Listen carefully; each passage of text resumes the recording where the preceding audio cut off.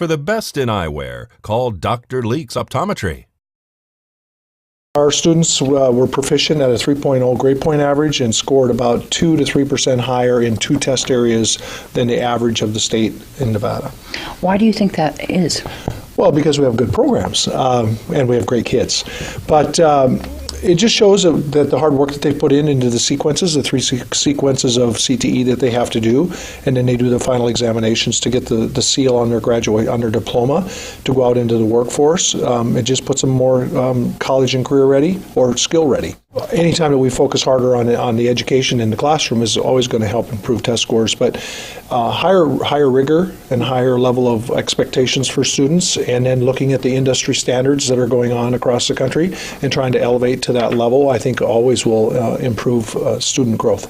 Pahrump High School just got a 5-star rating, a 4-star rating? What? They got a 4-star rating in the Nevada rankings of the schools, and on a career technical side, I want to add that we also added into the partnering with the Great Basin with a machine fabrication program with them as a dual credit course for our students. So we're in the first sequence of that for a dozen students that at no cost to them, they'll be able to go through that dual enrollment program, and looking for high results and expectations for those students as they work through that program. We are always looking to partner with any of the colleges and universities, and of course with Great Basin right on our campus. We always want to partner with them. But the interesting thing is that there are careers out there that 5 to 10 years from now, we don't even know what those are. Yeah. So it's hard to plan for those things when you don't know what they are. We just want students to be ready to be in the workforce, that are ready to learn and be innovative,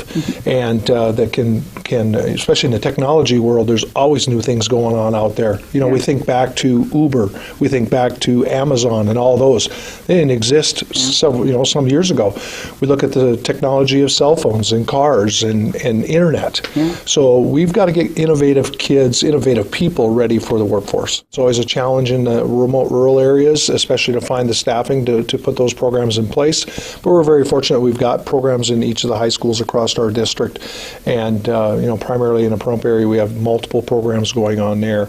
We're looking at the amount of time that the class periods are for kids. We've expanded those now to where we have double periods back to back, so it's not a 45-minute period for a culinary class to be a 90-minute period, which gives them more preparation time and gets them more prepared for the workforce when they're done.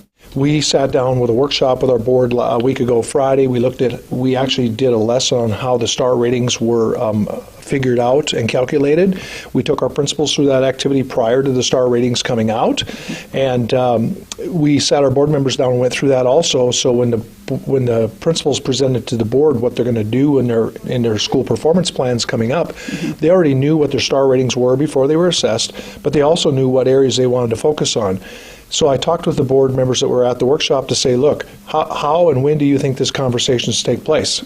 They take place in that collaboration time, in that professional learning time, where the schools can actually focus on, with their teachers, with their principals, on what needs to be done to get those rankings as high as they can get them. We always are looking for teachers, but we're looking for all employments. We're looking for substitute teachers, we're looking for bus drivers, bus aides, all those categories that we can hire people into. We'd love to have them come on and join our educational team.